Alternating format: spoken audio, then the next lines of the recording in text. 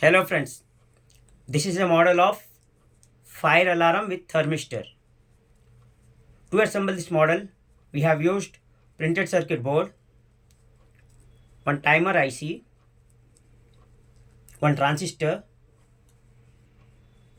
two capacitors, one disk capacitor, five resistors, one LED, buzzer, one thermistor, battery snap, and 9-volt battery.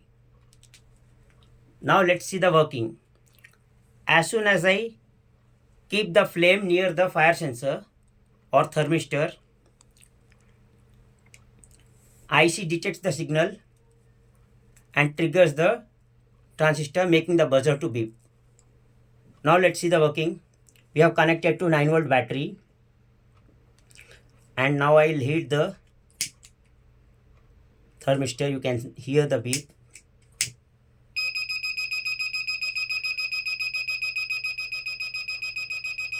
So this indicates that some fire has occurred, and you can hear the beep.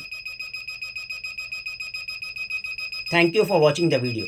Please like, share and subscribe.